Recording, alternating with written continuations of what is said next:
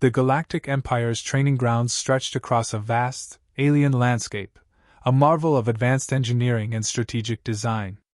Towering walls of shimmering alloy rose in strange, geometric shapes, their surfaces lined with embedded tech that pulsed and shifted. The grounds were built to test the finest warriors the Empire had to offer, equipped with drones, automated turrets, and environmental challenges designed to push even the most hardened elite soldiers to their limits. Here, thousands of troops from across the galaxy drilled and prepared for combat, honing skills that kept the Empire's grip on its territories secure. The place exuded an air of supremacy, a reminder of the Empire's power, technological prowess, and ruthless precision. Among the Empire's forces, Earth's military prowess was little more than a curious footnote, a source of mild amusement. Humans, relegated to the category of lesser species, were known to be tough and resilient, but their technology was crude, their strategies laughably outdated. In the eyes of the Empire's elite, Earth was a backwater planet, filled with beings barely capable of understanding galactic warfare. Earth's soldiers, if one could call them that, were viewed as undisciplined, primitive, lacking the sophistication required to be a true threat. The idea of one such soldier in the training grounds of the Galactic Empire seemed absurd, if not downright insulting. The event was set, a grand wargame, an opportunity for warriors from various species to showcase their skills in simulated combat. This was not just training, it was a matter of honor, a rite of passage for those who wanted to prove their worth. Only the finest were selected to participate. Through some strange quirk of diplomacy, Earth had been permitted to send one representative, a lone Special Air Service SAS operative. The invitation was largely symbolic, a token gesture of goodwill, a nod to Earth's small, mostly harmless place in the galactic community. No one truly expected the human to be a contender.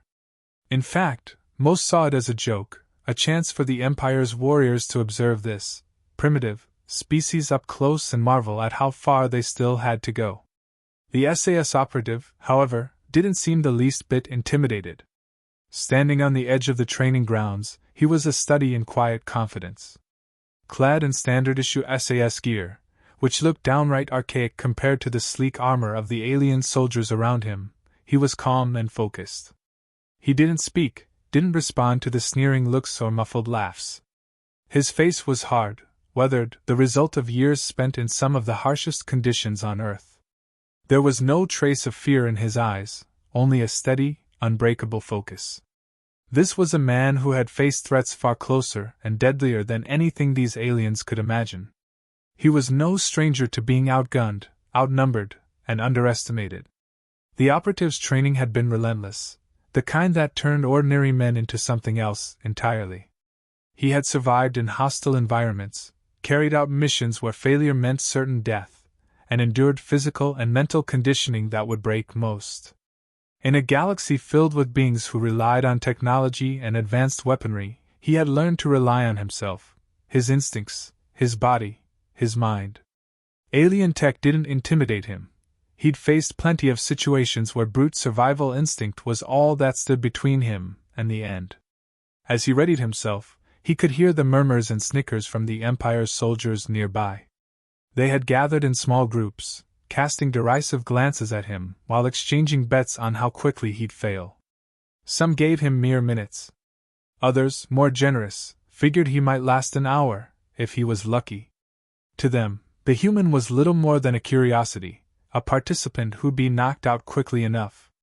They joked about his primitive weapons and laughed at his lack of armor. In their eyes, this was a mismatched fight, a real soldier against an unprepared civilian. The SAS operative remained silent, unfazed by the noise around him. He wasn't here to prove anything to them, and he certainly wasn't here for their approval. Instead, he mentally ran through his strategy, analyzing what little he knew of the alien training grounds and calculating how he could turn each part of it to his advantage. To him, this wasn't about fancy tech or flashy displays of strength. It was about survival, adaptability, and precision. It was about finding weak points and exploiting them ruthlessly. His lack of reaction seemed only to fuel the alien's mockery. "Look at him, he doesn't even have energy shielding," One sneered, nudging a fellow soldier. Another laughed. Probably thinks he can fight hand to hand. A third snickered. They call these humans deathworlders, but I see nothing deadly about him. The operative kept his expression neutral, ignoring the taunts. He'd heard it all before, from enemies who thought their strength was insurmountable, only to find themselves outmatched by a foe they'd never really understood. Let them laugh, he thought. Let them underestimate him. It was a mistake that many had made before, and he had no intention of correcting them.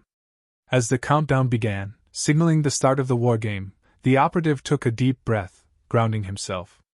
This was just another mission, he reminded himself, just another objective to accomplish. The Empire's elites may have had the advantage in numbers and technology, but he had something they couldn't replicate: experience, grit, and the kind of tactical ruthlessness that only years of harsh training could create. He'd faced challenges like this before, against enemies with superior firepower, in situations where survival seemed impossible. To the SAS operative, this was simply another day's work, another mission that he intended to complete. The war game began with a low, resonant tone echoing across the vast alien landscape, signaling the start of the exercise. This wasn't just a training ground, it was a high-tech, intricately designed battleground that simulated the chaotic terrain of a real conflict zone. The mission was simple, a capture-the-flag scenario, though nothing about the environment made it easy. Alien structures dotted the area, metallic and iridescent, casting strange shadows across the ground. Dense pockets of artificial foliage and holographic obstacles added layers of concealment, designed to challenge even the most advanced soldiers.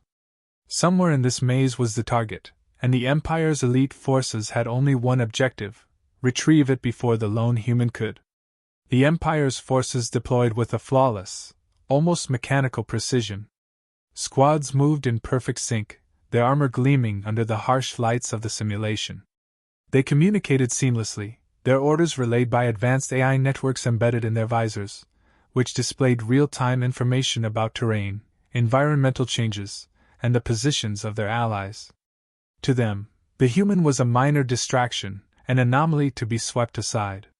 Armed with energy weapons, supported by airborne drones and backed by AI tactical systems, the Empire's elites believed they would end this exercise swiftly. To them, this was just a showcase of their superiority. As the exercise kicked off, the SAS operative moved, slipping silently into the landscape. His pace was measured, controlled, each step planned to avoid detection. He blended seamlessly into the terrain, using every natural and artificial cover to his advantage. Where the Empire's soldiers stomped forward, backed by their overwhelming technology, he disappeared into the shadows, moving with the practiced precision of a predator. His eyes scanned the battlefield, absorbing every detail, cataloging each piece of enemy tech, and calculating how best to counter it. The operative quickly identified a pattern in the Empire's movement: predictable sweeps, uniform formation, and a reliance on their technology to fill in any gaps. They assumed that the human, lacking sophisticated tools, would be forced to rely on brute strength or speed. Their assumption was his advantage. They weren't prepared for someone who thought differently, someone trained to observe and exploit the smallest of weaknesses. As they advanced, he stayed low, hidden, waiting for the right moments to test their defenses. Empire forces relied heavily on their drones, which hovered above, scanning the ground for heat signatures and movement patterns.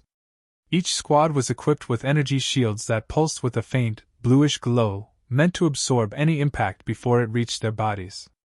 AI-assisted targeting systems provided them with a 360-degree view, allowing them to see through most conventional forms of camouflage. In theory, their setup was flawless. They swept through their assigned zones, assuming they'd flush him out within minutes. They were confident that with all this technology, a lone human, an Earthling, no less, wouldn't last long. But as the minutes ticked by, their confidence started to waver. The human was nowhere to be found. Each drone pass came back with no results. Every infrared sweep returned no trace. It was as if he'd vanished into thin air. Frustration crept in as they realized he was evading their systems. Some dismissed it as luck, assuming he'd stumbled into a particularly well-covered area. But for a few, there was a growing sense of unease. How was he slipping past their scans? The SAS operative moved with a simplicity and efficiency they couldn't anticipate. His equipment was minimal: no energy shields, no drone support, no AI-guided weaponry. Just him, his training, and the knowledge of how to survive when everything seemed stacked against him. He set small traps, barely more than tripwires and silent snares, designed to delay and disorient. The Empire's soldiers tripped over his improvised obstacles, baffled by the simplicity of them, confused by how they'd been left vulnerable to such basic tactics. He created decoys from discarded materials, setting them in places where an untrained eye might mistake them for human shapes. The drones would pick up the movement, alerting squads who would then converge, only to find empty ground.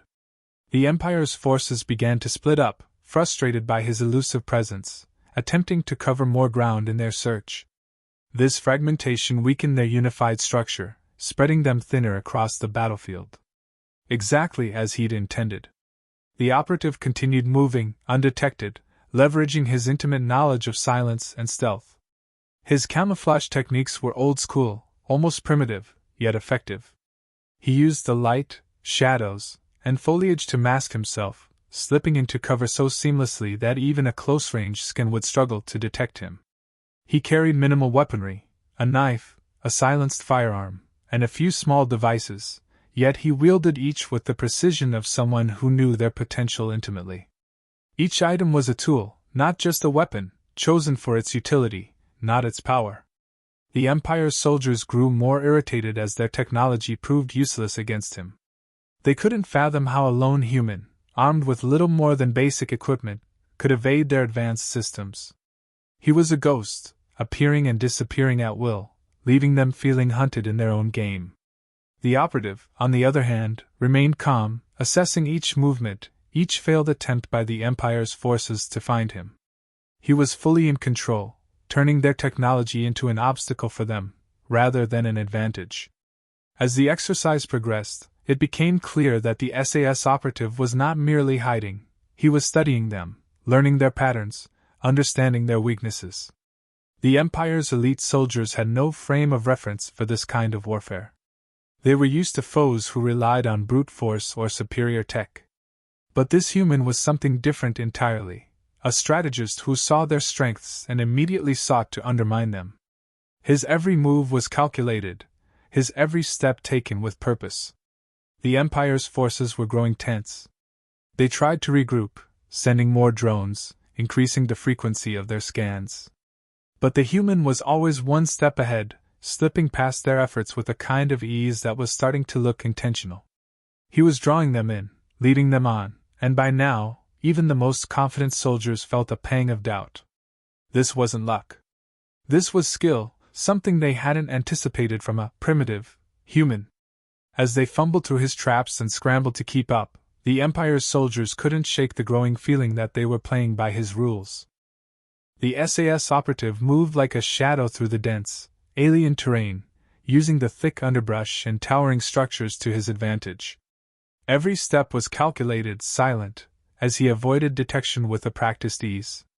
The Empire's troops had come prepared for a straightforward assault, but he gave them no such courtesy. He'd disappear into the trees, blend into the fog, using the environment to conceal his presence while strategically choosing his moments to strike. The silent efficiency of his movements became both his weapon and his shield, a seamless integration with his surroundings that left his enemies scanning the underbrush, seeing nothing but shadows. As he advanced, he employed tactics that seemed reckless but were calculated to destabilize the enemy's sense of control. A quick flash of a mirror in the distance lured a patrol off course. A delayed detonation of a small explosive made them second-guess their positions. He manipulated every element around him, from the natural geography to discarded equipment, turning the alien terrain into an ally. With each silent maneuver, he chipped away at their morale, their confidence eroding as he remained one step ahead. Spotting a small drone approaching, the operative took out a flare from his kit. Timing his throw perfectly, he ignited it just before tossing it into a cluster of vines a few yards away.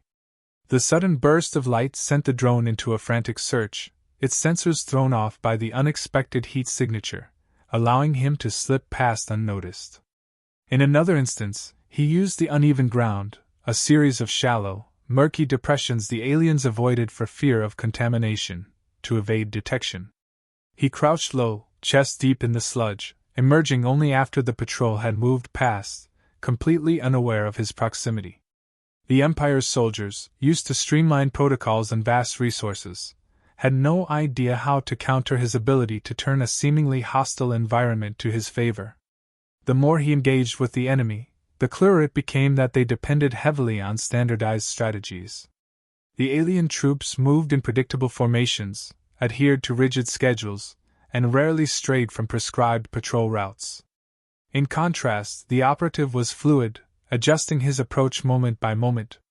He attacked from unexpected angles, struck when least anticipated, and disappeared before they could mount any effective response. Where the Empire's soldiers had drilled routines, he had a well-honed instinct and a mind attuned to survival above all else.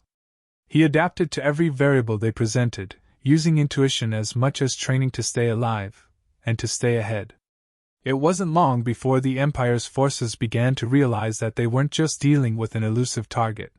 They were dealing with a relentless and highly skilled adversary who thrived on unpredictability.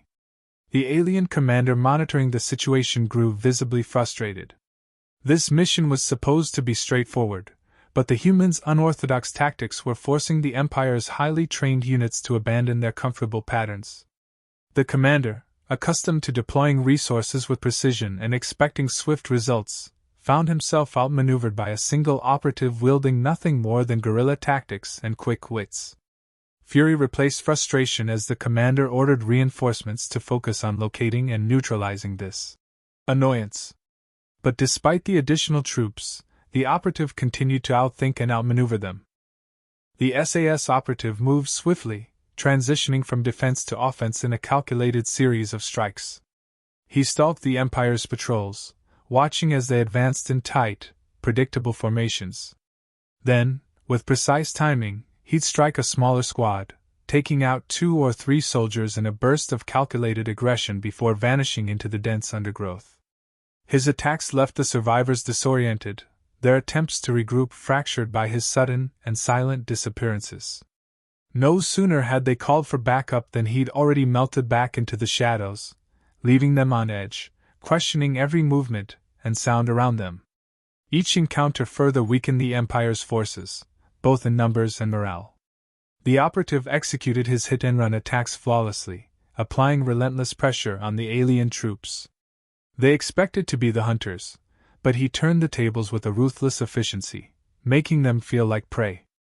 Each small victory seemed to fuel his momentum, and each retreat was not a concession but a strategic step, leaving the enemy off balance and fearful of his next move. His confidence grew as he watched their formation weaken, picking off isolated troops and leaving only scattered remnants, their whispers betraying mounting dread. At times, the Empire's soldiers managed to close in, nearly boxing him in against the rough terrain. But each close encounter only showcased his resourcefulness. One squad caught sight of him through the trees, closing in rapidly. With seconds to spare, he set off a flash bang that sent a blinding light through the dark underbrush, disorienting his pursuers and giving him the edge to slip through their perimeter. In another narrow escape, he laid a trap of tripwires connected to a rudimentary explosive, which triggered just as a group thought they'd finally cornered him. Confusion rippled through their ranks as he used the chaos to disappear yet again, leaving them bewildered and fearing every step forward. Growing desperate, the Empire's commanders doubled down, sending reinforcements to scour the area, tightening patrols, and spreading their forces thinner in an attempt to overwhelm him. But instead of succumbing to their numbers, he used their overextension to his advantage. He anticipated their movements, setting up ambushes along their expected paths and using their predictable patterns against them. When one squad attempted a flanking maneuver, he was already a step ahead, lying in wait. Their organized assault turned into another victory for him as he struck quickly and faded into the forest once more, leaving the Empire's soldiers frustrated and exhausted. By now, the alien soldiers were visibly shaken. What began as a calculated sweep had transformed into a test of survival. Their numbers, training, and advanced gear no longer felt like advantages against this lone operative who not only evaded them but was systematically dismantling their forces. They realized he wasn't a cornered target but a predator, using their own strengths against them. The war game they'd once seen as an inevitable victory had become a waking nightmare, each failure a reminder that their formidable empire had been outsmarted by a single human. The SAS operative moved swiftly through the remnants of the Empire's forces, prepared for one final push. Every resource he had, every scrap of remaining energy, was focused on seizing the objective. He navigated through the cover, using makeshift diversions to draw attention away from his approach. The Empire's soldiers, worn down by his relentless tactics, were taken completely off guard by his audacity. Emerging from the shadows, he launched a precise, overwhelming strike on the final defense, dismantling their formation in seconds. With their ranks broken and disoriented, he reached the flag, securing it in one fluid motion, ending the simulation in a decisive victory. As the dust settled, the simulation lights dimmed, and silence filled the arena. Slowly, the Empire's commanders took in the outcome, stunned. This wargame was designed to be a foregone conclusion, a demonstration of superior technology and tactics, yet here stood a lone human who had not only survived but had won. Their disbelief grew as they replayed the series of events, realizing he had outmaneuvered and outsmarted their most elite forces. In their minds, the outcome had never been in question, until now.